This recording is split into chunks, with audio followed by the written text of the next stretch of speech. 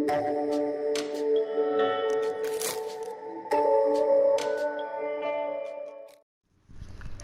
Friends, मैं प्रदीप कुमार हाजिर हूँ अपने नए लेक्चर के साथ। और आज का हमारा लेक्चर है पत्रकारिता के अलग अलग टाइप्स। दोस्तों, दुनिया में पत्रकारिता का इतिहास बहुत पुराना नहीं है, लेकिन 21वीं शताब्दी में यह एक ऐसा सशक्त विषय के रूप में उभरा है जिसकी कल्पना नहीं की जा सकती। आज इसका फील्ड जो है बहुत ब्रॉड हो चुका है और उसकी बहुत वेरिएशन भी हैं। शायद ही कोई फील्ड बचा हो जिसमें पत्रकारिता की उपयोगिता को सिद्ध ना किया जा सके।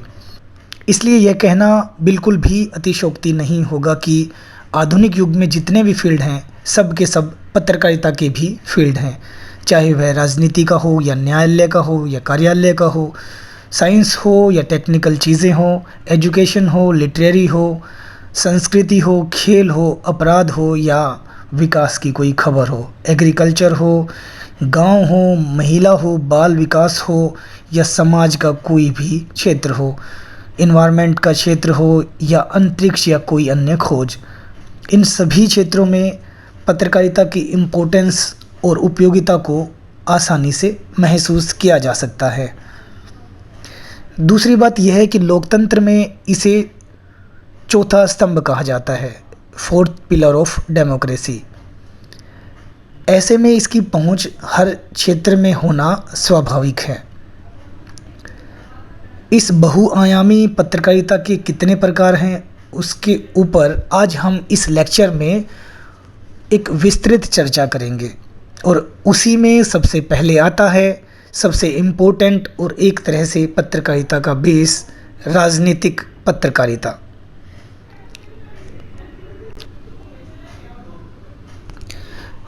समाचार पत्रों में सबसे अधिक पढ़े जाने वाले और चैनलों पर सर्वाधिक देखे सुने जाने वाले समाचार राजनीति से जुड़े होते हैं। राजनीति की उठापटक, लटके झटके, आरोप प्रत्यारोप, रोचक रोमांचक, झूठ सच, आना जाना, कौन राजनीति में छोड़कर गया, कौन आया, किसने दल बदला, किसने नहीं बदला आदि से जुड़े समाचार आमतौर पर सुर्खियों में होते हैं। राजनीति से जुड़े समाचारों का पूरा बाजार आज विकसित हो चुका है। राजनीतिक समाचारों के बाजार में समाचार पत्र और समाचार चैनल अपने उपभोक्ताओं को रिझाने के लिए रोजाना नए नए एक्सपेरिमेंट करते नजर आ रहे हैं। चुनाव के मौसम में तो इन एक्सपेरिमेंट की और भी झड़ी लग जाती है। हर कोई एक दूसरे को पछाड़कर आगे निकल जाने की होड़ में शामिल हो जाता है। पॉलिटिकल न्यूज़ की प्रेजेंटेशन में पहले से अधिक बेबाकी आ गई है। लोकतंत्र की दुहाई के साथ जीवन के लगभग हर क्षेत्र में राजनीति की दखल बढ़ चुकी है और इस कारण राजनीतिक समाचारों की संख्या भी निसंदेह बढ़ी है। ऐसे में इन समाचारों को नज़रअंदाज कर जाना संभव नहीं है। राजनीतिक समाचारों की आकर्षक प्रस्तुति लोकप्रियता हासिल करने का एक बहुत बड़ा साधन बन चुकी है। आज के दौर में आप जिस भी टीवी प्रेजेंटर को देखेंगे, एंकर को देखेंगे, आपको हर न्यूज़ चैनल पर हर न्यूज़ एंकर का एक अलग स्टाइल देखने को मिलेगा। शायद यही राजनीति के एक अलग प्रेजेंटेशन को दिखाता है। किसी भी समाचार पत्र के लिए राजनीति की खबरें बेहद महत्वपूर्ण होती है। किसी भी न्यूज़ चैनल के लिए भी राजनीति की खबरें बेहद महत्वपूर्ण हो जाती हैं। नेक्स्ट वन इज़ अपराध पत्रकारिता। राजनीतिक समाचार के बाद अपराध समाचार ही महत्वपूर्ण होते हैं। बहुत से पाठकों व दर्शकों को अपराध समाचार जानने की भूख होती है। इसी भूख को शांत करने के लिए समाचार पत्र और चैनलों में अपराध डायरी, सनसनी, वारदात, क्राइम फाइल जैसे समाचार कार्यक्रम प्रकाशित व प्रसारित किए जा रहे हैं। एक अनुमान के अनुसार किसी समाचार पत्र में लगभग 35% समाचार अपराध से जुड़े होते हैं। इसी से अपराध पत्रकारिता को बल मिला है। दूसरी बात यह है कि आपराधिक घटनाओं का सीधा संबंध व्यक्ति, समाज, संप्रदाय, धर्म और देश से होता है। आपराधिक घटनाओं का प्रभाव व्यापक होता है। यही कारण है कि समाचार संगठन बड़े पाठक दर्शक वर्ग का ख्याल रखते हुए इस पर विशेष रूप से फोकस करते हैं। नेक्स्ट वन इज़ खोजी पत्रकारिता। खोजी पत्रकारिता वह है जिसमें आमतौर पर सार्वजनिक महत्व के मामले जैसे भ्रष्टाचार, अनियमितताओं और गड़बड़ियों की गहराई से छानबीन कर सामने लाने की कोशिश की जाती है। स्टिंग ऑपरेशन खोजी पत्रकारिता का ही एक नया रूप है। खोजी पत्रकारिता भारत में अभी भी अपने शैशव काल में ही है, या यूं कह सकते हैं कि अभी अपने बहुत स्टार्टिंग दौर में है। इस तरह की पत्रकारिता में ऐसे तथ्य जुटाकर सामने लाए जाते हैं जिन्हें आमतौर पर सार्वजनिक नहीं किया जाता, लेकिन एक वर्ग यह मानता है कि खोजी पत्रकारिता कुछ है ही नहीं, क्योंकि कोई भी समाचार खोजी दृष्टि के बिना लिखा ही नहीं जा सकता। लोकतंत्र में जब जरूरत से ज़्यादा गोपनीयता बरती जाने लगे और भ्रष्टाचार चरम पर हो, तो खोजी पत्रकारिता ही उसे सामने लाने का एकमात्र अल्टरनेट होता है। खोजी पत्रकारिता से जुड़ी पुरानी घटनाओं पर नज़र डालें तो माई लॉर्ड कांड, वाटरगेट कांड, एंडरसन का पेंटागन पेपर्स जैसे अंतर्राष्ट्रीय कांड और सीमेंट घोटाला कांड, बोफोर्स कांड, ताबूत घोटाला कांड जैसे राष्ट्रीय घोटाले खोजी पत्रकारिता के बेहद चर्चित एग्जाम्पल हैं। संचार क्रांति, इंटरनेट या सूचना अधिकार जैसे प्रभावशाली अस्त्र अस्तित्व में आने के बाद तो घोटाले उजागर होने का जैसे दौर ही शुरू हो गया हो। इसका नतीजा है कि पिछले दिनों 2G स्पेक्ट्रम घोटाला, कॉमनवेल्थ गेम्स घोटाला, आदर्श घोटाला आदि ऐसे उल्लेखनीय घोटाले हैं जो खोजी पत्रकारिता का एग्जाम्पल माने जाते हैं। समाज की भलाई के लिए खोजी पत्रकारिता अवश्य एक अंग है, लेकिन इसे भी अपनी मर्यादा के घेरे में रहना चाहिए। बहुत सारे खोजी पत्रकार जो हैं वो जिसके ऊपर वो खोजी पत्रकारिता करते हैं उसके मान सम्मान को हानि पहुंचाते हैं बिना किसी निष्कर्ष पर पहुंचे। उन्हें इस तरह के जो एक्टिविटीज़ हैं उनसे बचना चाहिए, क्योंकि आप जब इन्वेस्टिगेटिव रिपोर्टिंग करते हैं तो सामने जो भी पार्टी है, संगठन है या व्यक्ति है, आप उसके मान सम्मान का अवश्य ध्यान रखें। इसी कड़ी में नेक्स्ट पत्रकारिता है वॉचडॉग पत्रकारिता। लोकतंत्र में पत्रकारिता को चौथा स्तंभ कहा जाता है, फोर्थ पिलर ऑफ डेमोक्रेसी। इस लिहाज से इसका मुख्य कार्य सरकार के कामकाज पर निगाह रखना है और कहीं भी कोई भी गड़बड़ी हो तो उसका पर्दाफाश करना है। इसे परंपरागत रूप से वॉचडॉग पत्रकारिता कहा जा सकता है। दूसरी ओर सरकारी सूत्रों पर आधारित पत्रकारिता माना जाता है। इसके तहत मीडिया केवल वही समाचार देता है जो सरकार चाहती है और अपने आलोचनापरक पक्ष का वह परित्याग करता है। इन दोनों बिंदुओं के बीच तालमेल के जरिए ही मीडिया और इसके तहत काम करने वाले विभिन्न समाचार संगठनों की पत्रकारिता का निर्धारण होता है। नेक्स्ट वन इज एडवोकेसी पत्रकारिता।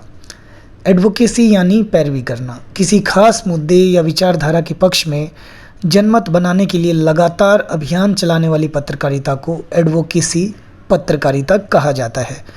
मीडिया व्यवस्था का ही एक अंग है और व्यवस्था के साथ तालमेल बिठाकर चलने वाले मीडिया को मुख्य धारा मीडिया कहा जाता है, मेन स्ट्रीम लाइन मीडिया कहा जाता है।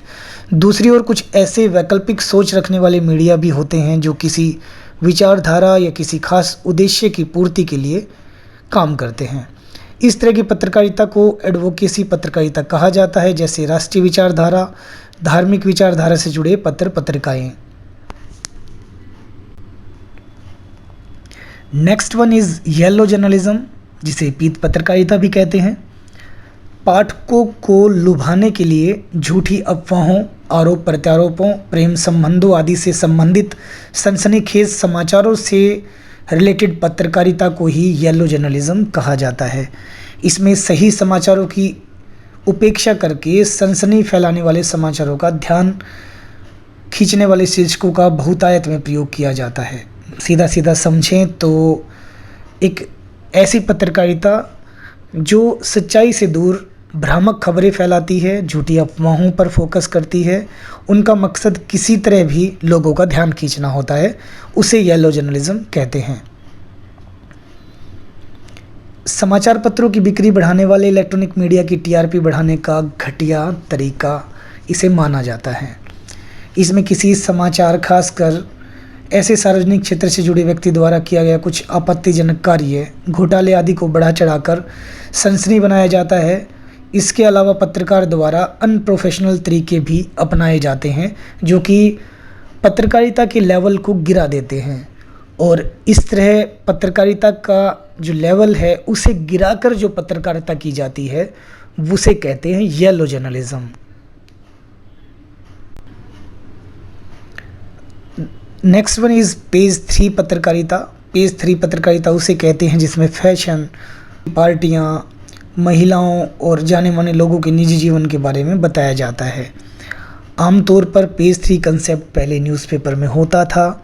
उसमें जो फिल्मों से रिलेटेड लोग होते थे वो 5 स्टार्स होटल्स में पार्टी करते थे, और उस दौरान वहाँ कॉरपोरेट और जो सेलिब्रिटीज़ होते थे उनको कवर किया जाता था, उनके गॉसिप्स को छापा जाता था, उनके जो भी वो क्रियाकलाप करते हैं उनसे रिलेटेड जो पत्रकारिता होती थी उसे पेज 3 पत्रकारिता कहते हैं।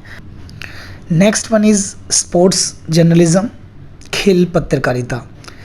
खेल से जुड़ी पत्रकारिता को खेल पत्रकारिता कहा जाता है। खेल आधुनिक हो या प्राचीन, खेलों में होने वाले अद्भुत कारनामों को जग जाहिर करने और उसका व्यापक प्रचार प्रसार करने में खेल पत्रकारिता का महत्वपूर्ण योगदान रहा है। आज पूरी दुनिया में खेल यदि लोकप्रियता के शिखर पर है तो उसका काफ़ी सारा क्रेडिट खेल पत्रकारिता को भी जाता है। खेल केवल इंटरटेनमेंट का ही साधन नहीं होते, बल्कि अच्छे स्वास्थ्य, शारीरिक दमखम और बौद्धिक क्षमता का भी प्रतीक होते हैं। यही कारण है कि पूरी दुनिया में अति प्राचीन काल से ही खेलों का प्रचलन रहा है। आज आधुनिक काल में पुराने खेलों के अलावा इनसे मिलते जुलते खेलों और अन्य आधुनिक स्पर्धात्मक खेलों ने पूरी दुनिया में अपना वर्चस्व कायम कर रखा है। आज सिचुएशन यह है कि समाचार पत्र तथा पत्रिकाओं के अलावा किसी भी इलेक्ट्रॉनिक मीडिया का स्वरूप तब तक परिपूर्ण नहीं माना जाता जब तक उसमें खेल का भरपूर कवरेज ना की गई हो। दूसरी बात यह है कि आज भारत ही नहीं, पूरी दुनिया में आबादी का एक बड़ा हिस्सा यूथ का है, जिसकी पहली पसंद अलग अलग तरह के खेल प्रतियोगिता ही होते हैं। शायद यही कारण है कि पत्र पत्रिकाओं में अगर सबसे अधिक कोई पृष्ठ पढ़े जाते हैं तो वह खेल से संबंधित होते हैं। प्रिंट मीडिया के अलावा टीवी चैनल का भी एक बड़ा हिस्सा खेल प्रसारण से जुड़ा होता है। दूसरी ओर कुछ खेल चैनल भी हैं जो 24 घंटे कोई ना कोई खेल लेकर हाजिर ही रहते हैं। पाठकों और दर्शकों की खेल के प्रति दीवानगी का ही नतीजा है कि आज खेल की दुनिया में खूब धन बरस रहा है। आज वह पैसा चाहे विज्ञापन के रूप में हो, चाहे पुरस्कार के राशि के रूप में हो, आज खेलों के ऊपर पैसे लुटाने वालों की कोई कमी नहीं है। हाँ, खेल पत्रकारिता की जिम्मेदारी यह भी बनती है कि वह खेलों में पनप रही उन बुराइयों के खिलाफ लगातार आवाज़ उठाती रहे। खेल पत्रकारिता से यह भी अपेक्षा की जाती है कि खेल में खेल भावनाओं की रक्षा हर कीमत पर होनी चाहिए। खेल पत्रकारिता से यह भी उम्मीद की जानी चाहिए कि आम लोगों से जुड़े खेलों को भी उतना ही महत्व और प्रोत्साहन मिले जितना अन्य लोकप्रिय खेलों को मिल रहा है। कहने का तात्पर्य ये है कि सिर्फ अगर क्रिकेट ही खेला जा रहा है और क्रिकेट में बहुत सारा पैसा है तो इसका मतलब ये नहीं कि खो खो और कबड्डी को भूला जाए। हमारे देश में कबड्डी के भी प्रोफेशनल लीग शुरू हो गए हैं, खो खो के भी प्रोफेशनल लीग शुरू हो गए हैं। इसीलिए आज खेल की पत्रकारिता में युवाओं के लिए करियर की बेहतरीन संभावनाएं मानी जाती हैं। खेल पत्रकारिता के बाद नेक्स्ट वन इज़ महिला पत्रकारिता। महिला पुरुष समानता के इस दौर में महिलाएं अब घर की दहलीज लांघकर बाहर आ चुकी हैं। प्राय हर क्षेत्र में महिलाओं की उपस्थिति और भागीदारी नज़र आती है। ऐसे में पत्रकारिता के क्षेत्र में महिलाओं की भागीदारी भी देखी जाने लगी है। दूसरी बात यह है कि शिक्षा ने महिलाओं को अपने अधिकारों के प्रति जागरूक बनाया है। अब महिलाएं भी अपने करियर के प्रति सचेत हैं, गंभीर हैं। महिला जागरण के साथ साथ महिलाओं के प्रति अत्याचार और अपराध के मामले भी लगातार बढ़े हैं। महिलाओं की सामाजिक सुरक्षा सुनिश्चित करने के लिए बहुत सारे कानून बनाए गए हैं। महिलाओं को सामाजिक सुरक्षा दिलाने में महिला पत्रकारिता की अहम भूमिका रही है। आज महिला पत्रकारिता की अलग से ज़रूरत इसलिए भी मानी गई है क्योंकि उसमें महिलाओं से जुड़े हुए हर पहलू पर गौर किया जाना चाहिए और महिलाओं के सर्वांगीण विकास में वह पत्रकारिता मेन भूमिका में आ सके। अगर आज के दौर में देखें तो राजनीति, प्रशासन, सेना, शिक्षण, चिकित्सा, विज्ञान, तकनीकी ज्ञान, उद्योग, व्यापार, सामाजिक सेवा आदि सभी फील्ड में महिलाओं ने अपनी प्रतिभा और दक्षता के बलबूते अपनी राह खुद बनाई है। कई क्षेत्रों में तो कड़ी स्पर्धा और चुनौती के बावजूद महिलाओं ने अपना शीर्ष मुकाम बनाया है। विकास के निरंतर तेज गति से बदलते दौर ने महिलाओं को प्रगति का समान अवसर प्रदान किया है, लेकिन पुरुषों की तुलना में अपनी प्रतिभा और लगन के बलबूते पर समाज के हर क्षेत्र में अपनी अमिट छाप छोड़ने का जो सिलसिला महिलाओं ने शुरू किया है वह लगातार जारी है। दोस्तों, अगर उदाहरण देखें तो भारत की इंदिरा नूई, नैना किदवई, चंदा कोचर, नंदिनी भट्टाचार्य, साक्षी मलिक, पीवी सिंधु और भी ना जाने कितनी ऐसी महिलाएं हैं जिन्होंने अपनी उपस्थिति से दुनिया भर में नाम कमाया है। आज के दौर में ऐसा कोई भी फील्ड नहीं है जहां महिलाओं की उपस्थिति महसूस नहीं की जा रही हो। महिलाओं ने बेहद दमखम के साथ अपनी शानदार उपस्थिति दर्ज की है, चाहे वह कोई भी फील्ड क्यों ना हो। ऐसे में पत्रकारिता भी कहाँ पीछे रहेगी। मृणाल पांडे, विमला पाटिल, बरखा दत्त, सीमा मुस्तफ़ा, तवलीन सिंह, मीनल बहल, सत्यशरण, दीना वकील, सुनीता एरन, कुमुद संघवी, श्वेता सिंह, पूर्णिमा मिश्रा, मीमांशा मलिक, अंजना ओम कश्यप, निधि कुलपति, नदमा शहर, नेहा बाथम, मीनाक्षी कंडवाल आदि महिला पत्रकारों के आने से देश की हर लड़की को अपने जीवन में आगे बढ़ने की प्रेरणा मिल रही है। महिला पत्रकारिता की सार्थकता महिला सशक्तिकरण से जुड़ी है क्योंकि महिला पत्रकारिता की सार्थकता महिला सशक्तिकरण से जुड़ी है क्योंकि नारी स्वातंत्र्य और समानता के इस युग में भी आधी दुनिया से जुड़ ऐसे अनेक पहलू हैं जिनके महत्व को देखते हुए महिला पत्रकारिता की अलग विधा की जरूरत महसूस की जा रही है। नेक्स्ट वन इज बाल पत्रकारिता। एक समय था जब बच्चों को परिकथाओं, लोक कथाओं, पौराणिक, ऐतिहासिक, धार्मिक कथाओं के माध्यम से बहलाने फुसलाने के साथ साथ उनका ज्ञानवर्धन भी किया जाता था। इन कथाओं का बच्चों के चारित्रिक विकास पर भी गहरा प्रभाव होता था।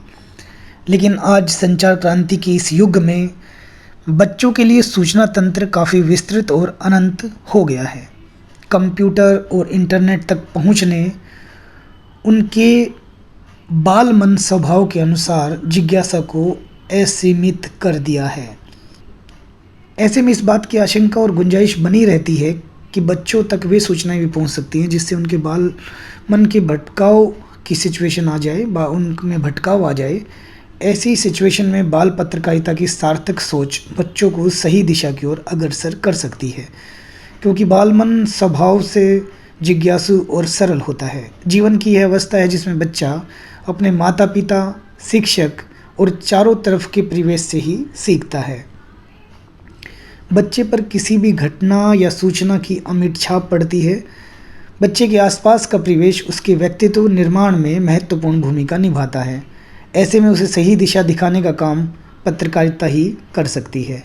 इसलिए बाल पत्रकारिता की कमी जो है वो काफ़ी महसूस की जा रही है। Next one is economic journalism, आर्थिक पत्रकारिता। आर्थिक पत्रकारिता में व्यक्तियों, संस्थाओं, राज्यों और देशों के बीच होने वाले आर्थिक या व्यापारिक संबंधों के गुण दोषों की समीक्षा और विवेचना की जाती है।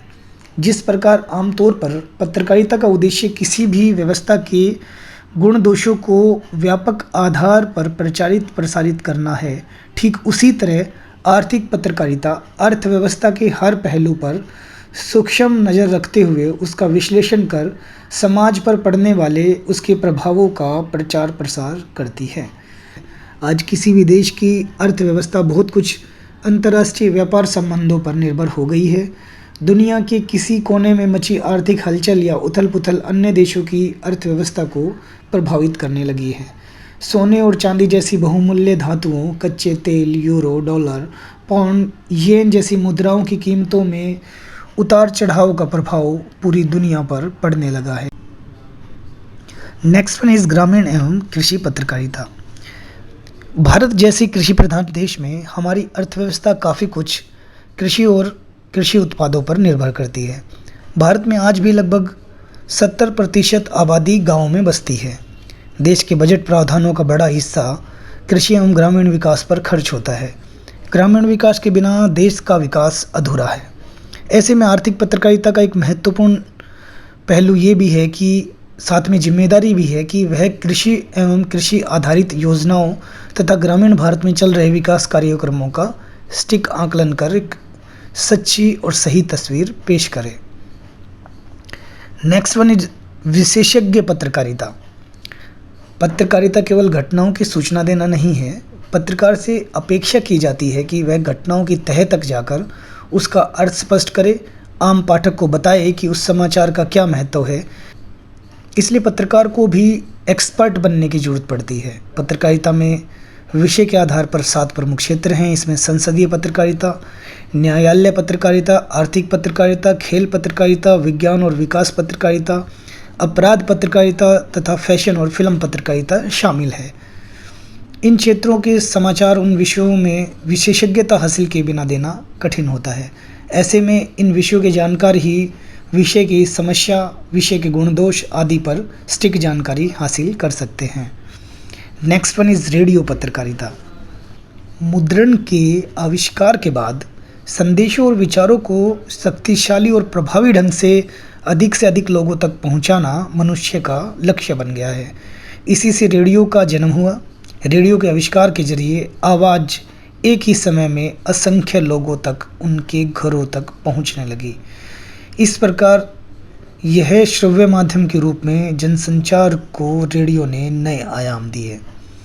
आगे चलकर रेडियो को सिनेमा और टेलीविज़न और इंटरनेट से कड़ी चुनौतियां मिली, लेकिन रेडियो अपनी विशेषता के कारण आगे बढ़ता गया और आज इसका स्थान सुरक्षित है। रेडियो की विशेषता यह है कि सार्वजनिक भी है और व्यक्तिगत भी है। रेडियो में लचीलापन है, फ्लेक्सिबिलिटी है, क्योंकि इसे किसी भी स्थान पर किसी भी अवस्था में सुना जा सकता है।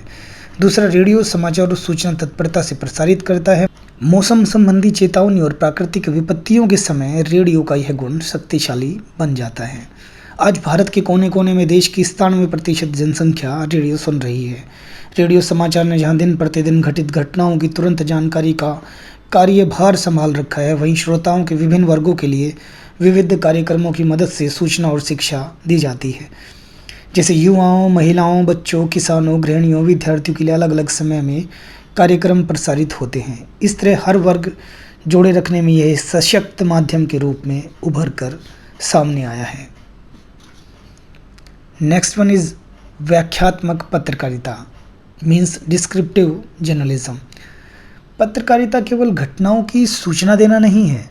पत्रकारिता में पत्रकार से अपेक्षा की जाती है कि वह घटनाओं की तह तक जाकर उसका अर्थ स्पष्ट करे, आम पाठक को बताए कि उस समाचार का महत्व क्या है, उस न्यूज़ की इम्पोर्टेंस क्या है। साप्ताहिक पत्रिकाओं, साप्ताहिक लेखों में इस तरह की किसी घटना की जांच पड़ताल कर व्याख्यात्मक समाचार पेश किए जाते हैं। टीवी चैनलों में तो यह आजकल ट्रेंड बन गया है कि किसी भी छोटी से छोटी घटनाओं के लिए भी विशेषज्ञ पैनल बिठाकर उसकी सकारात्मक एवं नकारात्मक व्याख्या की जाने लगी हैं। नेक्स्ट वन इज विकास पत्रकारिता, डेवलपमेंट जर्नलिज्म। लोकतंत्र का मूल उद्देश्य है लोगों के लिए शासन, लोगों के द्वारा शासन। इस लोकतंत्र के 3 मुख्य स्तंभ हैं। इसमें संसदीय व्यवस्था, शासन व्यवस्था और कानून व्यवस्था। इन तीनों की निगरानी करने का काम जो करता है वो करता है लोकतंत्र का चौथा स्तंभ, पत्रकारिता। प्रेस। लोकतंत्र का मूल उद्देश्य है लोगों के लिए शासन, लोगों के द्वारा शासन, लोगों द्वारा लोगों का जीवन स्तर सुधारने के लिए सही ढंग से काम किया जा रहा है या नहीं, इसका लेखा जोखा पेश करने की जिम्मेदारी मीडिया पर है। इसका खासकर भारत जैसे विकासशील देशों के लिए और भी ज़्यादा महत्व हो जाता है। देश में शिक्षा, स्वास्थ्य, बेरोजगारी, कृषि एवं किसान, सिंचाई, परिवहन, भूखमरी, जनसंख्या बढ़ने के साथ साथ प्राकृतिक आपदाएं जैसी समस्याएं भी हैं।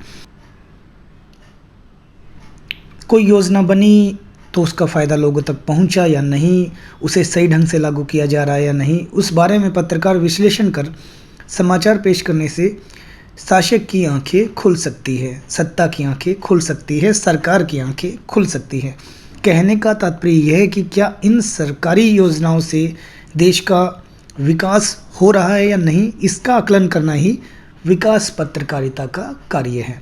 विकास पत्रकारिता के जरिए इसमें यथासंभव सुधार लाने का मार्ग प्रशस्त होगा। नेक्स्ट वन इज संसदीय पत्रकारिता, पार्लियामेंट्री जर्नलिज्म। लोकतंत्र में संसदीय व्यवस्था की प्रमुख भूमिका होती है। संसदीय व्यवस्था के तहत संसद में जनता द्वारा चुने हुए प्रतिनिधि पहुंचते हैं। बहुमत हासिल करने वाला शासन करता है और दूसरा विपक्ष में बैठता है। दोनों की अपनी अपनी अहम भूमिका होती है। इनके द्वारा किए जा रहे कार्य पर नज़र रखना पत्रकारिता की अहम जिम्मेदारी है, क्योंकि लोकतंत्र में यही एक कड़ी है जो जनता एवं नेता के बीच में काम करती है। जनता किसी का चुनाव इसलिए करती है ताकि वह लोगों की सुख सुविधा तथा जीवन स्तर सुधारने में कार्य करे, लेकिन चुना हुआ प्रतिनिधि या सरकार अगर अपने मार्ग पर नहीं चलते हैं तो उसको चेताने का कार्य पत्रकारिता ही करती है। इसकी गतिविधि, इसके कार्य की निगरानी करने का कार्य पत्रकारिता ही करती है। नेक्स्ट वन इज टेलीविज़न पत्रकारिता। समाचार पत्र एवं पत्रिका के बाद श्रव्य माध्यम का विकास हुआ। इसके बाद श्रव्य माध्यम का जो विकास हुआ उससे दूरसंचार क्रांति में सैटेलाइट इंटरनेट के विकास के साथ इस माध्यम का इतनी तेज़ी से विकास हुआ कि आज इसके बिना चलना मुश्किल सा हो गया है। नेक्स्ट वन इज टेलीविज़न पत्रकारिता। समाचार पत्र एवं पत्रिका के बाद श्रव्य माध्यम का विकास हुआ। दूरसंचार क्रांति में सैटेलाइट इंटरनेट के विकास के साथ ही इस माध्यम का इतनी तेज़ी से विकास हुआ कि आज इसके बिना चलना मुश्किल सा हो गया है। इसे मुख्यतः 3 वर्गों में रखा जा सकता है, जिसमें सूचना, मनोरंजन और शिक्षा है। सूचना में समाचार, सामयिक विषय और जनसंचार उद्घोषणाएं आते हैं। मनोरंजन के क्षेत्र में फिल्मों से संबंधित कार्यक्रम, नाटक, धारावाहिक, नृत्य, संगीत, मनोरंजन के विविध कार्यक्रम शामिल हैं। इन कार्यक्रमों का प्रमुख उद्देश्य लोगों का मनोरंजन करना है। शिक्षा क्षेत्र में टेलीविज़न की महत्वपूर्ण जिम्मेदारी है। पाठ्य सामग्री पर आधारित और सामान्य ज्ञान पर आधारित 2 वर्गों में शैक्षणिक कार्यक्रमों को बांटा जा सकता है। आज सैटेलाइट के विकास के साथ ही समाचार चैनलों के बीच गला काट प्रतिस्पर्धा चल पड़ी है। इसके चलते छोटी छोटी घटनाओं का भी लाइव कवरेज होने लगा है और टेलीविज़न पत्रकारिता जिसे आम आदमी की पत्रकारिता हो गई है। नेक्स्ट वन इज़ विधि पत्रकारिता, कानून पत्रकारिता। लोकतंत्र के 4 स्तंभ में विधि व्यवस्था की महत्वपूर्ण भूमिका है। नए कानून, उनके अनुपालन, उसके प्रभाव से लोगों को परिचित कराना बहुत जरूरी है। कानून व्यवस्था बनाए रखना, अपराधी को सजा देने से लेकर शासन व्यवस्था में अपराध रोकने, लोगों को न्याय प्रदान करना इसका प्रमुख कार्य है। इसके लिए निचली अदालतों से लेकर उच्च न्यायालय, सर्वोच्च न्यायालय तक की व्यवस्था है। इसमें रोजाना कुछ न कुछ महत्वपूर्ण फैसले सुनाए जाते हैं। कई बड़ी बड़ी घटनाओं के निर्णय, उसकी सुनवाई की प्रक्रिया चलती रहती है। इस बारे में लोग जानने के इच्छुक रहते हैं, क्योंकि कुछ मुकदमे ऐसे होते हैं जिनका प्रभाव समाज, संप्रदाय, प्रदेश एवं देश पर पड़ता है। दूसरी बात यह है कि दबाव के चलते कानून व्यवस्था अपराधी को छोड़कर निर्दोष को सजा ना दे, इसकी निगरानी भी कानून पत्रकारिता करती है। नेक्स्ट वन इज़ फ़ोटो पत्रकारिता, फ़ोटो जर्नलिज्म। फ़ोटो पत्रकारिता ने छपाई तकनीक के विकास के साथ ही समाचार पत्रों में अहम जगह बना ली है। कहा जाता है कि जो बात हजार शब्दों में लिखकर नहीं की जा सकती वह एक तस्वीर कह देती है। अर्थात हजार शब्दों का काम एक फ़ोटो कर देता है। फ़ोटो टिप्पणियों का असर व्यापक और सीधा होता है। दूसरी बात, ऐसी घटना जिसमें सबूत की ज़रूरत होती है, समाचारों के साथ फ़ोटो के साथ समाचार पेश करने से उसकी विश्वसनीयता बढ़ जाती है। अगर एक समाचार को हम बिना फ़ोटो के प्रकाशित करते हैं तो शायद उसकी सार्थकता और उसकी विश्वसनीयता इतनी ना हो जितनी उसी समाचार को अगर हम एक फ़ोटो के साथ प्रकाशित करेंगे तो लोगों को समझने में भी आसानी होगी, साथ ही उस खबर की विश्वसनीयता भी निसंदेह बढ़ेगी।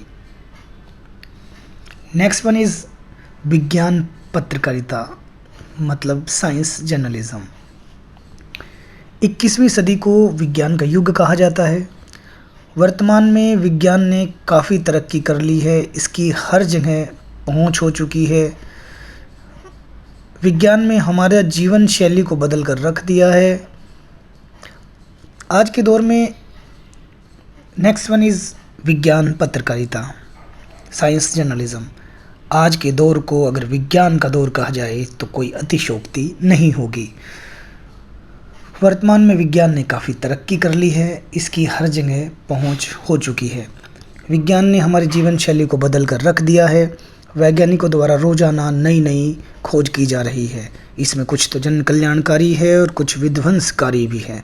जैसे परमाणु की खोज से कई बदलाव ला दिए गए हैं, लेकिन इसका एक पहलू विध्वंसकारी भी है। इससे परमाणु बम बनाकर उपयोग करने से विध्वंस होंगे। इस तरह विज्ञान पत्रकारिता दोनों पक्षों का विश्लेषण कर उसे पेश करने का कार्य करता है। जहां विज्ञान के उपयोग से कैसे जीवन शैली में सुधार आ सकता है, तो वहीं उसके गलत प्रयोग से संसार में विध्वंस भी हो सकता है। विज्ञान पत्रकारों को विस्तृत तकनीकी और कभी कभी शब्दजाल को दिलचस्प रिपोर्ट में बदलकर न्यूज़ को पाठक और दर्शकों की समझ के आधार के अकॉर्डिंग प्रस्तुत करना होता है। वैज्ञानिक पत्रकारों को यह निश्चित करना होगा कि किस वैज्ञानिक घटनाक्रम में विस्तृत सूचना की योग्यता है। साथ ही वैज्ञानिक समुदाय के भीतर होने वाले विवादों को बिना पक्षपात के और तथ्यों के कैसे पेश किया जाए। नेक्स्ट वन इज शैक्षिक पत्रकारिता, एजुकेशनल जर्नलिज्म। शिक्षा के बिना कुछ भी कल्पना करना संभव नहीं है। पत्रकारिता सभी नई सूचनाओं को लोगों तक पहुंचाकर ज्ञान में वृद्धि करती है। जब से शिक्षा को औपचारिक बनाया गया है, तब से पत्रकारिता का महत्व और भी बढ़ गया है। जब तक हमें नई सूचना नहीं मिलती, हमें तब तक अज्ञानता घिरे रहती है। इस अज्ञानता को दूर करने का सबसे बड़ा माध्यम है पत्रकारिता। चाहे वह रेडियो हो या टेलीविज़न हो, समाचार पत्र हो या पत्रिका हो, सभी से हमें नई सूचनाएं प्राप्त होती है, नई शिक्षा मिलती है। एक बात और कि शिक्षित व्यक्ति एक माध्यम से कभी संतुष्ट नहीं होता, वह अन्य माध्यम को भी देखना चाहता है। यह जिज्ञासा ही पत्रकारिता को बढ़ावा देती है। तो पत्रकारिता उसकी जिज्ञासा के अनुरूप शिक्षा में ज्ञान प्रदान कर उसकी जिज्ञासा को शांत करने का प्रयास करता है। इसे लोगों तक पहुंचाना, जिज्ञासा को शांत करना ही शैक्षिक पत्रकारिता का कार्य है। नेक्स्ट वन इज सांस्कृतिक साहित्यिक पत्रकारिता। मनुष्य में कला, संस्कृति एवं साहित्य की भूमिका निर्विवादित है। मनुष्य में छिपी प्रतिभा, कला, चाहे वह किसी भी रूप में हो, उसे देखने से मन को तृप्ति मिलती है। इसलिए मनुष्य हमेशा नई नई कला प्रतिभा की खोज में लगा रहता है। इस कला प्रतिभा को उजागर करने का एक सशक्त माध्यम है पत्रकारिता। कला प्रतिभाओं के बारे में जानकारी रखना, उसके बारे में लोगों को पहुंचाने का काम पत्रकारिता करता है। इस सांस्कृतिक साहित्यिक पत्रकारिता के कारण आज कई विलुप्त प्राचीन कला जैसे लोक नृत्य, लोक संगीत, स्थापत्य कला को खोज निकाला गया और फिर से जीवित हो उठे हैं। और दूसरी ओर भारत जैसे विशाल और बहुसंस्कृति वाले देश में सांस्कृतिक साहित्य पत्रिका के कारण ही देश की एक अलग पहचान बन पाई है। कुछ आंचलिक लोक नृत्य, लोक संगीत एक अंचल से निकलकर देश दुनिया तक पहचान बना ली गई है। समाचार पत्र पत्रिकाएं प्रारंभ से ही नियमित रूप से सांस्कृतिक साहित्यिक कलम को जगह देती आई हैं। और आज अगर एक अध्ययन को देखें तो दर्शकों के एक वर्ग ने अपराध व राजनीति के समाचार कार्यक्रमों से कहीं अधिक संस्कृति और कला से जुड़े समाचारों को देखना, जुड़ना पसंद किया है। दोस्तों, अभी हमने बात करी पत्रकारिता के विभिन्न प्रकारों की। पत्रकारिता कितने प्रकार की हो सकती है। अभी इसी से जुड़ा हुआ एक और मुद्दा है, विशेष टॉपिक है, वो है एक पत्रकारिता का एक और इम्पोर्टेंट पार्ट है, वो है रिपोर्टिंग। अगर रिपोर्टिंग ही ना हो तो पत्रकारिता की कल्पना भी नहीं की जा सकती। आज भी आम आदमी के मन में पत्रकार के रूप में सिर्फ एक रिपोर्टर की ही छवि बनती है। रिपोर्टर वाकई में पत्रकारिता का सबसे अधिक एक पब्लिक फेस है। रिपोर्टर से उसके अखबार की पहचान होती है, रिपोर्टर से ही उसके न्यूज़ चैनल की पहचान होती है, रिपोर्टर की पहचान उसकी रिपोर्ट से होती है। पत्रकारिता में कार्य की सुविधा के लिए रिपोर्टरों को अलग अलग क्षेत्र में काम करने का अवसर दिया जाता है और इन अलग अलग क्षेत्रों को ही हम बीट कहते हैं। मसलन अपराध की खबरों की रिपोर्टिंग करने वाले पत्रकार की बीट अपराध मानी जाएगी, राजनीति में काम करने वाले की पॉलिटिकल बीट मानी जाएगी। बीट पर पत्रकारिता के कई अलग अलग क्षेत्र हैं, जैसे अपराध रिपोर्टिंग, खेल रिपोर्टिंग और शिक्षा रिपोर्टिंग। इन अलग अलग क्षेत्रों में काम करने वाले रिपोर्टर को अपने क्षेत्र में रिपोर्टिंग करने के कुछ अलग अलग तरीके से तैयार करना होता है। हर क्षेत्र के अपने कुछ फ़ायदे हैं, कुछ नियम हैं। हर क्षेत्र के अपने कुछ खास कायदे हैं और नियम हैं। उन्हें जाने समझे बिना पत्रकार अपने क्षेत्र का अच्छा रिपोर्टर नहीं बन सकता। तो आज वैसे भी एक्सपर्टीज़ जर्नलिज्म का ज़माना है। आज एक पत्रकार सिर्फ खेल पत्रकारिता से करियर शुरू कर खेल संपादक के पद तक पहुंच जाता है। ऐसे ही दूसरे क्षेत्रों में भी है, इसलिए पत्रकार जो भी क्षेत्र अपने लिए चुने उसे वहां विशेषज्ञता हासिल करने की पूरी कोशिश करनी चाहिए। ईंट जितनी मजबूत होगी, इमारत उतनी ही मजबूत बनेगी। इलेक्ट्रॉनिक मीडिया ने खेल, व्यापार, धर्म, अपराध आदि क्षेत्रों में रिपोर्टिंग को एक नया तेवर और अंदाज दिया है। इलेक्ट्रॉनिक मीडिया के कारण पत्र पत्रिकाओं में रिपोर्टिंग के तौर तरीके बदल रहे हैं। आप किसी बड़े मैच की खबर का प्रस्तुतिकरण और उसके लिखे जाने का तरीका आप देख सकते हैं, जो एकदम बदल गया है। खबर अब अधिक संजीदा, सजीव, संक्षिप्त और जानकारियों से भरी होने लगी हैं। रिपोर्टिंग का बदलता चेहरा पत्रकारिता में नई उम्मीदों का चेहरा है। इसलिए किसी भी नए पत्रकार को रिपोर्टिंग के हर गुर को बारीकी से सीखने और स्वयं को उसके अनुरूप विकसित करने पर जोर देना चाहिए।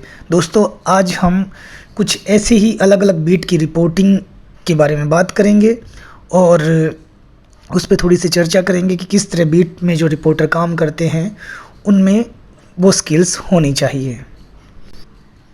पत्रकारिता के बदलते स्वरूप के साथ ही अपराध रिपोर्टिंग भी पूरी तरह बदल गई है।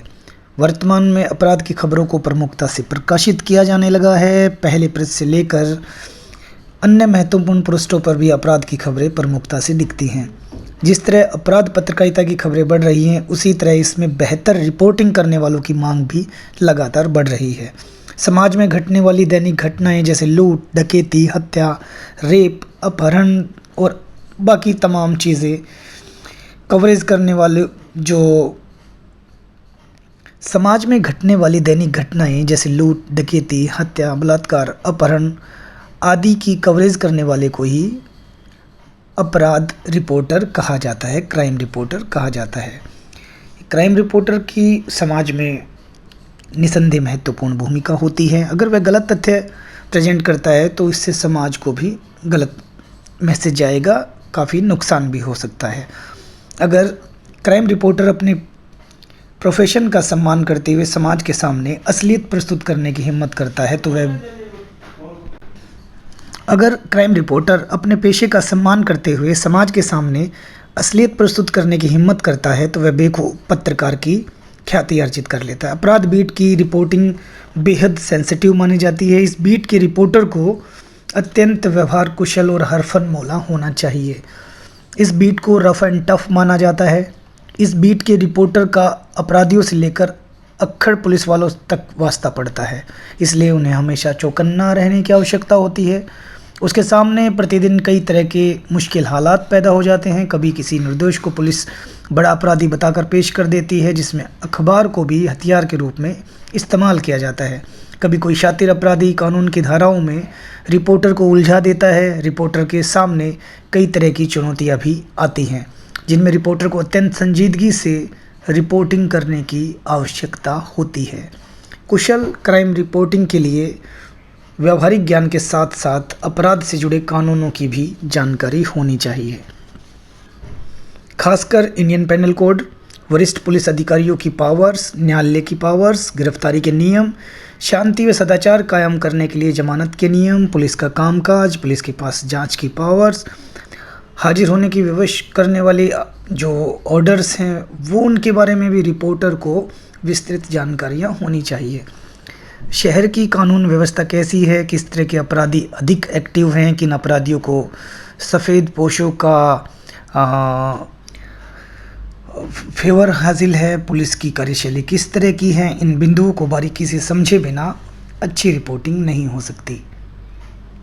अपराध संवाददाता को पुलिस मैनुअल भी पढ़ना चाहिए, इससे पुलिस की पावर्स और कानूनी कार्यशैली का ज्ञान भी हो जाता है।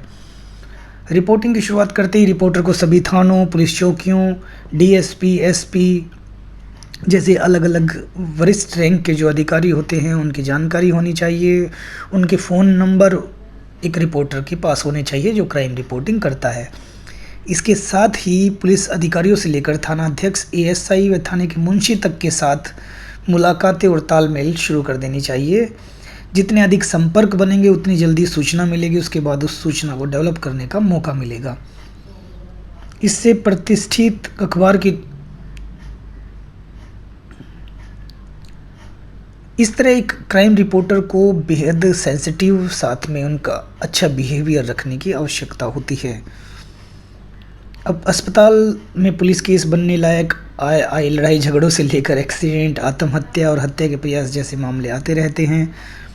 एक क्राइम रिपोर्टर को कवरेज के समय कई और महत्वपूर्ण मामलों पर ध्यान देने की आवश्यकता होती है। अगर दहेज के मामले में की गई हत्या की रिपोर्टिंग करनी है तो उसे बेहद संजीदगी से करने की जरूरत होती है। दहेज विरोधी कानून महिलाओं पर होने वाले अत्याचारों को रोकने के उद्देश्य से बनाया गया है, जिससे कि दहेज लोभियों को सख्त सजा मिल सके। वर्तमान में अधिकांश मामलों में इस कानून का दुरुपयोग होता दिख रहा है।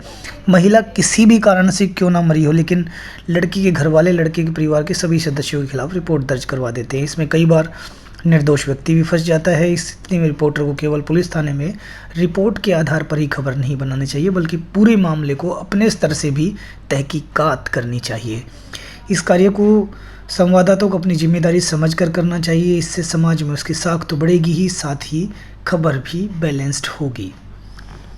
दोस्तों, नेक्स्ट रिपोर्टिंग है राजनीतिक रिपोर्टिंग। किसी भी समाचार पत्र के लिए राजनीतिक खबरें काफ़ी इम्पोर्टेंट होती हैं। इस समय अखबारों से लेकर टीवी चैनलों में राजनीतिक खबरों को ही ज़्यादा प्रमुखता दी जाती है। इस बीट से निकलने वाली खबरों के पाठकों का दायरा भी लगातार बढ़ता जा रहा है। राजनीतिक बीट अपने आप में वेरिएशन लिए हुए। इस बीट की खबरों की कवरेज के लिए रिपोर्टर की बहुत बड़ी जिम्मेदारी होती है। इस बीट के संवाददाता को अपने क्षेत्र में दक्ष होना चाहिए, तभी वह बेहतर रिपोर्टिंग कर सकता है। उसे अपने क्षेत्र के सभी नेताओं से संपर्क स्थापित करना चाहिए। सभी बड़े नेताओं के फ़ोन नंबर भी उसे रखने चाहिए, ताकि जब कभी उनका वर्जन जानने की ज़रूरत पड़े तो वह आसानी से उनसे बात कर सके। रिपोर्टर को सबसे पहले राजनीतिक दलों के बारे में विस्तार से जानकारी ले लेनी चाहिए। किस दल की क्या नीतियां हैं, किन उद्देश्यों को लेकर एजेंडा तैयार किया जाता है, कौन सी पार्टी किस विचारधारा से जुड़ी हुई है, राजनीतिक दल राष्ट्रीय स्तर पर काम करने वाला है या सिर्फ राज्य स्तर पर या फिर जिला स्तर पर। रिपोर्टर को सभी राजनीतिक दलों की नीतियों को अवश्य समझना चाहिए। संवाददाताओं को अपने क्षेत्र के राजनीतिक समीकरणों को समझने की भी आवश्यकता होती है, कोशिश करनी भी चाहिए। विधायकों, मंत्रियों के साथ साथ कौन कौन से चेहरे नज़र आते हैं, इसके साथ चलने वाले लोग कैसे हैं, किन उद्योगपतियों, व्यापारियों से किन किन नेताओं के संबंध हैं, नेताओं के संरक्षण में किन अपराधियों को संरक्षण मिल रहा है, इसके बारे में भी उसे खबर रखनी चाहिए। पॉलिटिकल रिपोर्टर को नेताओं की गतिविधियों पर नज़र रखनी होती है। सार्वजनिक समारोह में आते जाते रहने से रिपोर्टर के संतरी से लेकर मंत्री तक सबके साथ अच्छे संबंध हो जाते हैं। लगातार संपर्क में रहने से राजनीतिक समीकरण भी अच्छी तरह समझ में आने लगते हैं। इसके बाद समाचार बनाने में बेहद आसानी होने लगती है। राजनीतिक रिपोर्टर को राजनीतिक दलों की धड़ेबंदी को भी समझने का प्रयास करना चाहिए। लगभग सभी दलों में राष्ट्रीय स्तर से लेकर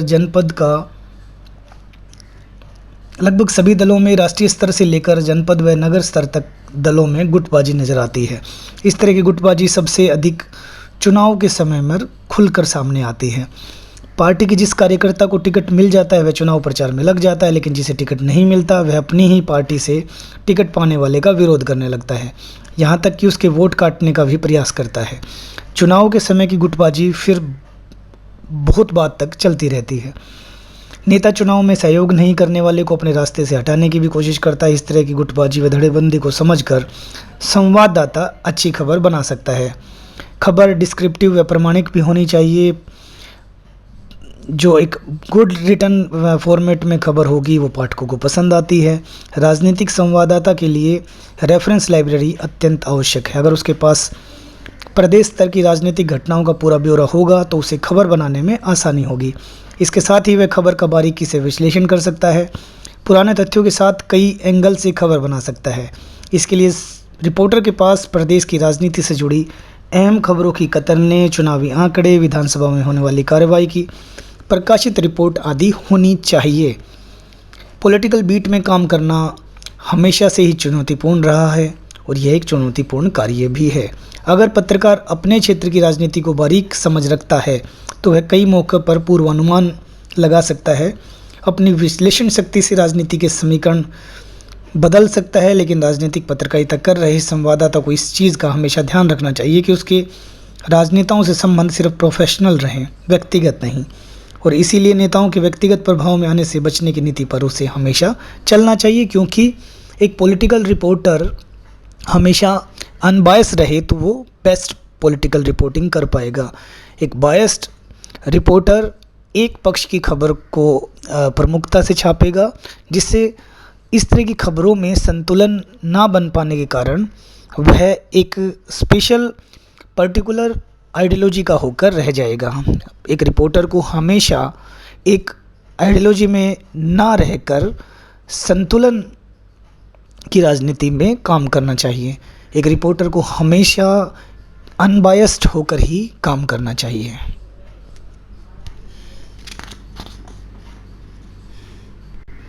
दोस्तों, अगर रिपोर्टिंग की बात करें तो जो अगली रिपोर्टिंग का स्टाइल है वो है न्यायिक रिपोर्टिंग, मतलब लीगल रिपोर्टिंग। अदालतों के समाचारों में सबसे अधिक सावधानी बरतने की आवश्यकता होती है। न्यायिक कार्यवाही के समाचारों को लिखते समय विशेष रूप से ध्यान रखना होता है, जब तक किसी व्यक्ति पर अभियोग सिद्ध नहीं हो जाता वह अपराधी नहीं हो सकता। इसलिए समाचार लिखते समय ध्यान रहे कि उसे अपराधी ना लिखा जाए, आरोपी लिखा जाए। अपराधी तभी लिखा जाए जब मुकदमे के फैसले के बाद अपराध सिद्ध हो जाए, और अपराध सिद्ध ना होने तक उसे आरोपी या अभियुक्त लिखा जा सकता है। मुकदमे से पहले लिखी गई रिपोर्ट के आधार पर समाचार लिखा जा सकता है, लेकिन इसमें सोर्स का उल्लेख अवश्य किया जाना चाहिए। शिकायतों, आरोपों, गिरफ्तारियों और कानूनी कागजों के आधार पर समाचार लिखे जा सकते हैं। अदालती कार्रवाई के अनुसार अदालती कार्रवाई के समाचार सुनी सुनाई बातों पर नहीं लिखे जा सकते। रिपोर्टर द्वारा लिखी गई खबर एक तरफा नहीं होनी चाहिए। दूसरे व्यक्ति के मान सम्मान को ठेस ना पहुँचे, ऐसा कुछ नहीं लिखा जाना चाहिए। अदालतों के समाचारों की भाषा बेहद संयत होनी चाहिए ताकि किसी की भी मान सम्मान को ठेस ना पहुँचे। भाषा के साथ साथ रिपोर्टर को कानून की जानकारी भी होनी चाहिए। विभिन्न न्यायालयों जैसे उच्चतम न्यायालयों, उच्च न्यायालयों, सत्र न्यायालयों, मजिस्ट्रेट कोर्ट आदि की जानकारी भी उसे अच्छे से होनी चाहिए। अगर रिपोर्टर विभिन्न कोर्ट की जो न्यायिक प्रक्रिया को अच्छे से समझ ले तो वह रिपोर्टिंग बहुत अच्छे से कर सकता है। इसके साथ ही वह अच्छी खबरें लिख सकता है। अदालती कार्रवाई को समझने के लिए उसे वकीलों में अदालती कार्रवाई को समझने के लिए उसे वकीलों के संपर्क में रहना चाहिए। कोर्ट के क्लर्क से लेकर उसे पियोन तक सबके साथ अच्छे संबंध बनाए रखने चाहिए। जब तक कि अदालती कार्रवाई की भाषा समझ में नहीं आती उसे खबर नहीं बनानी चाहिए। हाँ, अगर वह अदालती भाषा को समझना चाहता है तो वह वकील से संपर्क करे। अदालत के किसी फैसले के बाद आपके लिखे समाचार से जनता में अविश्वास की भावना नहीं पनपनी चाहिए। जिन मामलों में अदालती कार्रवाई चल रही हो उनकी खबरें बनाते समय अति उत्साह से बचना चाहिए। जो रिपोर्टर को इस बात का भी ध्यान रखना चाहिए कि वह सिर्फ पत्रकार है, अदालत नहीं। आजकल बहुत सारे न्यूज़ चैनल्स में रिपोर्टर, एंकर सीधा सीधा जजमेंट सुनाने बैठ जाते हैं। हमेशा एक रिपोर्टर को इन सभी तरह की चीज़ों से बचना चाहिए। आजकल अगर हम देखेंगे तो कई बड़े बड़े जो आपराधिक मामले हुए हैं, खासकर अयोध्या मामले में और आरुषि हत्याकांड के मामले में, अदालतों को पत्रकारों को अपनी सीमा में रहने के लिए निर्देश तक जारी करने पड़े थे। तो उनको सीधा सीधा जजमेंटल होने से बचना चाहिए। नेक्स्ट वन इज़ खेल रिपोर्टिंग। आजकल खेलों के प्रति लोगों का रुझान बहुत बढ़ गया है। इसके चलते देश के प्रमुख समाचार पत्रों में 1 या 2 प्रेस जो है वो खेल समाचारों के अवश्य होते हैं। इसमें सबसे अधिक समाचार क्रिकेट से संबंधित होते हैं। इसके अलावा हॉकी, फुटबॉल, जूडो, बास्केटबॉल, शतरंज, एथलेटिक्स, निशानेबाजी, बैडमिंटन, तैराकी और टेनिस जैसे खेल मुख्य रूप से शामिल हैं, जिनसे संबंधित समाचार समय समय पर प्रकाशित होते रहते हैं। इसलिए प्रत्येक अखबारों व चैनलों में खेल पत्रकारों की मांग लगातार बढ़ती जा रही है। एक सफल खेल पत्रकार बनने के लिए खेल की समझ होना सबसे ज़रूरी है। खेल पत्रकारिता एक तरह की विशेषज्ञता पत्रकारिता है। यदि खेल पत्रकार को खेलों के नियम, प्रतियोगिताओं आदि की जानकारी नहीं होगी तो वह अच्छी रिपोर्टिंग कभी नहीं कर सकता। एक अच्छा खेल पत्रकार बनने के लिए खेलों से जुड़ी शब्दावली व भाषा की समझ भी डेवलप करनी पड़ती है। रिपोर्टर को विभिन्न समाचार पत्र पत्रिकाओं के अलावा खेल पत्रिकाओं का नियमित अध्ययन करना चाहिए। खेल पत्रिकाओं को सबसे पहले जिला व प्रदेश स्तर से सीखने की जरूरत होती है। विद्यालय स्तर व कॉलेज स्तर पर खेलों का आयोजन होता है, इनकी कवरेज पर उसे नज़र रखनी चाहिए। इसके अलावा जिला, मंडल व प्रदेश स्तर पर खेल अधिकारी होते हैं, संगठन होते हैं, उनके माध्यम से भी समय समय पर वह इन खेलों की बारीकियों को समझ सकता है। खेल पत्रकारों को अपने क्षेत्र में दक्ष बनने के लिए स्वयं को खिलाड़ी के तौर पर महसूस करना पड़ेगा। खेलों से संबंधित शब्दों की जानकारी लेनी पड़ेगी। संवाददाता जिस शहर में भी कार्य कर रहा है उस शहर के स्टेडियम, खेल के मैदानों की सिचुएशन पर वह खबर बना सकता है, बशर्ते कि उसे स्टेडियम से संबंधित और उस खेल से संबंधित तमाम जानकारी हो। सरकार द्वारा खेलों के प्रोत्साहन के लिए क्या क्या किया जा रहा है, इसके लिए उसको उभरते खिलाड़ियों से संबंधित बाइट लेनी चाहिए, अधिकारियों की बाइट लेनी चाहिए, वरिष्ठ खिलाड़ियों के साक्षात्कार प्रकाशित करने चाहिए। खेल पत्रकारिता के लिए यह भी ज़रूरी है कि वह पत्रकार अपने क्षेत्र के प्रमुख खिलाड़ियों, विशेषज्ञों और जुड़ी संस्थाओं के पदाधिकारियों, कार्यकर्ताओं के साथ बेहतर तालमेल बनाकर रख सके। खिलाड़ी से व्यक्तिगत संबंध कई बार बेहद लाभदायक होते हैं। खेल पत्रकार को अपने क्षेत्र से संबंधित हर खेल और खिलाड़ी से जुड़े आंकड़े और रेफरेंस जमा करने चाहिए। कंप्यूटर में भी इन्हें सेव रखना चाहिए ताकि ज़रूरत पड़े तो वह रेफरेंस के तौर पर इन्हें इस्तेमाल कर सके। नेक्स्ट वन इज़ कला, संस्कृति एवं फिल्म रिपोर्टिंग। कला, संस्कृति एवं फिल्म रिपोर्टिंग बेहद संवेदनशील होती है। कला व संस्कृति से जुड़ी खबरें पाठक को सुकून प्रदान करने वाली होती हैं। इस क्षेत्र में काम करने वाले रिपोर्टर में साहित्यिक समझ जरूर होनी चाहिए, कला की समझ होनी चाहिए, भाषा को साहित्यिक बनाने का प्रयास करना चाहिए। निरंतर स्तरीय साहित्य पढ़ने, लेखन शैली में कलात्मकता से यह विधा आसानी से सीखी जा सकती है। कला व संस्कृति से जुड़ी खबरों के प्रस्तुतिकरण के लिए संबंधित कला की जानकारी होनी आवश्यक है। इस बीट से संबंधित खबरों में विशेषणों का प्रयोग किए जाने से रोचकता बढ़ जाती है। शहर में कोई कलाकार आया है, सांस्कृतिक कार्यक्रम हो रहे हैं, रंगमंच की गतिविधि हो रही है या किसी अन्य आर्टिस्ट पर लिखना है तो यह कला और सांस्कृतिक रिपोर्टर का ही काम है। इस बीट के रिपोर्टर को सांस्कृतिक संगठनों, सभागारों से, प्रबंधकों से, कला से जुड़े लोगों से निरंतर संपर्क बनाए रखना होता है। इससे समय समय पर आयोजित कार्यक्रमों की जानकारी मिल जाती है। इस बीट में दैनिक कार्यक्रमों में ही साक्षात्कार, फीचर और खास अभिनय से जुड़ी घटनाओं की रिपोर्टिंग की जा सकती है। कला व फिल्म से संबंधित खबरों का भी अलग पाठक वर्ग होता है। समाचार पत्रों में तो अब फिल्म समाचार के लिए अलग पृष्ठ भी होता है। इसमें कलाकारों की बड़ी बड़ी तस्वीरों के अलावा उनके साक्षात्कार प्रकाशित किए जाते हैं। नई फिल्मों की समीक्षा प्रकाशित की जाती है, इसलिए रिपोर्टर को फिल्मों की जानकारी भी होना अत्यंत आवश्यक है। कलाकारों को उससे लेकर निर्देशक व उससे जुड़े लोगों के संपर्क में रहना चाहिए। फिल्म पत्रकारिता का मुख्य क्षेत्र मुंबई है, लेकिन छोटे शहरों में भी क्षेत्रीय फिल्मों से लेकर फिल्म जगत से संबंधित कार्यक्रमों की कवरेज करने का मौका मिल ही जाता है। और यह भी एक एक्सपर्टीज़ फील्ड है। संगीत हो या चित्रकला, अगर रिपोर्टर को उसकी समझ नहीं होगी तो वह अच्छी रिपोर्टिंग नहीं कर सकेगा। ऐसे क्षेत्र में रिपोर्टर को रिपोर्ट लिखने से पहले खुद इस बात के लिए संतुष्ट होना जरूरी है कि जो वह खुद लिख रहा है उसमें कुछ अर्थ का अनर्थ तो नहीं हो रहा है। कलाकारों का मन बेहद आतुर होता है, तो किसी की समीक्षा करने से पहले उसकी भावनाओं को भी समझा जाना ज़रूरी है। इस बीट के रिपोर्टर का कला के प्रति संवेदनशील होना ज़रूरी है। फिल्म पत्रकारिता आज रिपोर्टिंग का एक लोकप्रिय क्षेत्र है, लेकिन इसके लिए भी रिपोर्टर में समर्पण होना, सैक्रिफाइस होना बेहद ज़रूरी है। यह भी ध्यान रखना चाहिए कि सामने वाले फिल्म स्टार से रिपोर्टर खुद इतना प्रभावित ना हो जाए कि रिपोर्टिंग महज प्रशंसा बनकर रह जाए। फिल्म रिपोर्टिंग के लिए भी फिल्मों के इतिहास और फिल्मों की बारीक जानकारी होना अत्यंत आवश्यक है। दोस्तों, next one is education reporting, शिक्षा रिपोर्टिंग। बदलते ज़माने के साथ ही समाचार पत्र के पाठकों की सोच में भी बदलाव आया है।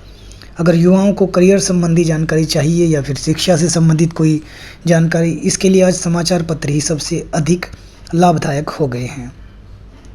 शिक्षा के स्वरूप को जानना अब लोगों के लिए ज़रूरत बन गया है। सामान्य शिक्षा से लेकर प्रोफेशनल स्तर तक की शिक्षा हासिल करने में आज की युवा पीढ़ी बेहद इंटरेस्ट लेती है। इसके चलते एजुकेशन बीट का महत्व भी तेज़ी से बढ़ा है। यूनिवर्सिटीज़ में जो एक्टिविटीज़ होती हैं, कैंपस में जो एक्टिविटीज़ होती है, विभिन्न सिलेबस से रिलेटेड जानकारियाँ होना, इस बीट की महत्वपूर्ण खबरें हो सकती हैं। इसके अलावा विद्यालय में होने वाले फेस्टिवल्स अपने आप में खबरें होती हैं। शिक्षा विभाग की नई योजनाओं के अलावा उनकी क्रियान्वयन का तरीका, शिक्षक संगठनों की बैठकें और उनके आंदोलनों की खबरें भी एजुकेशन बीट के रिपोर्टर को निरंतर मिलती रहती हैं।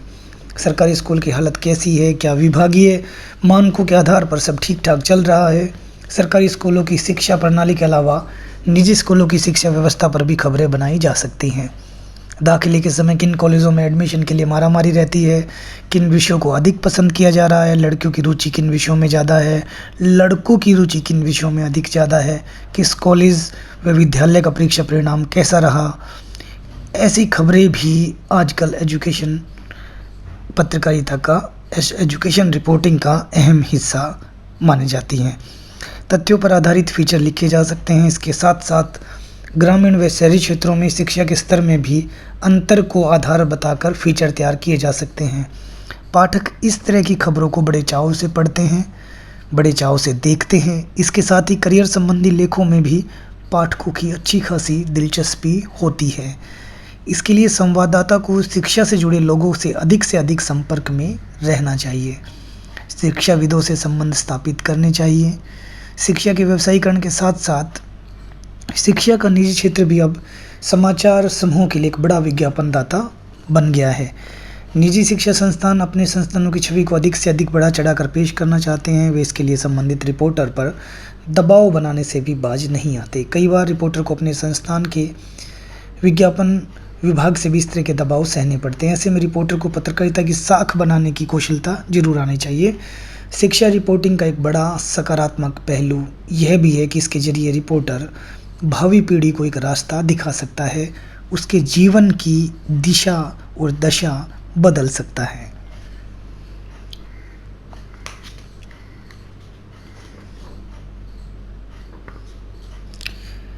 दोस्तों, नेक्स्ट वन इज़ बाल पत्रकारिता की रिपोर्टिंग। युवा व बुजुर्ग ही नहीं बल्कि अब बच्चे भी अखबार पढ़ने में रुचि दिखा रहे हैं। इसलिए समाचार पत्रों में बच्चों से संबंधित कंटेंट प्रकाशित किया जा रहा है। इसमें और भी अधिक कार्य करने की आवश्यकता स्वाभाविक है।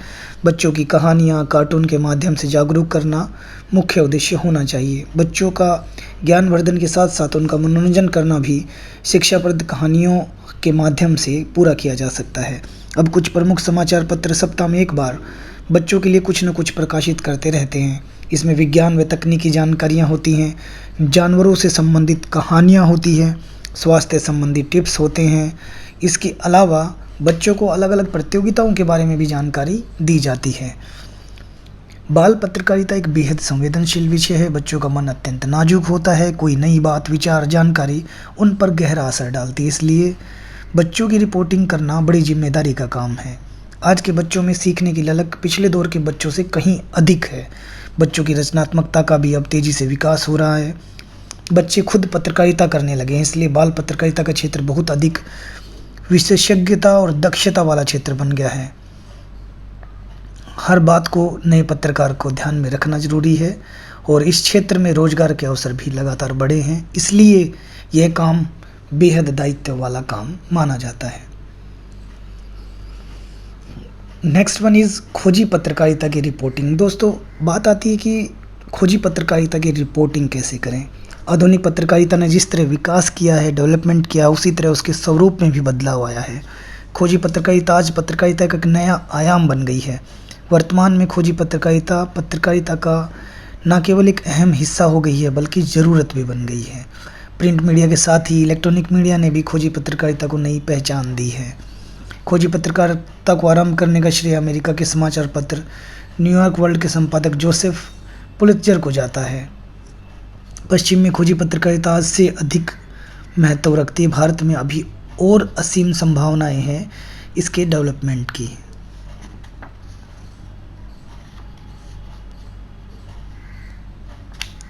समाज में कई घटनाएं आसानी से सामने नहीं आ पाती। पहुंच और रसूख वाले लोग बड़े मामलों को पचाने में लगे रहते हैं। इस सिचुएशन में खोजी पत्रकार को निर्भीकता से तथ्यों की खोज करनी पड़ती है। इसके लिए कई माध्यमों का सहारा लिया जा सकता है। जोखिम भरे इस कार्य को से गोपनीय सूचनाओं को एकत्रित करने के बाद सच को सामने लाना पड़ता है। खोजी पत्रकारिता एक तरह का युद्ध होता है। रिपोर्टर को अन्याय, असत्य, अनैतिकता, बुराई में लिप्त लोगों को बेनकाब करना होता है। इसमें बड़े अपराधी भी शामिल हो सकते हैं, राजनेता शामिल हो सकते हैं, कई बार नौकरशाह भी। रिपोर्टर के लिए बेहद गोपनीय सूचनाओं को एकत्रित करना और उनका विश्लेषण कर जनता के सामने प्रस्तुत करना एक चुनौतीपूर्ण कार्य है। लेकिन आज के दौर में खोजी पत्रकारिता का महत्व लगातार बढ़ रहा है। युवा पत्रकार निर्भीकता से समाज के लिए कलंक बन चुके लोगों के सफ़ेदपोश चेहरों को बेनकाब करने में जुटे हैं।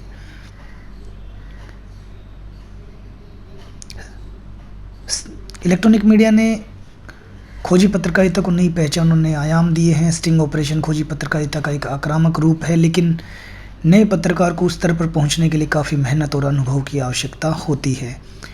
हालांकि यह भी सच है कि नए पत्रकारों में अपार ऊर्जा होती है और वह चाहे तो छोटी छोटी खबरों की गहरी छानबीन कर खोजी पत्रकारिता के नए मापदंड स्थापित कर सकता है।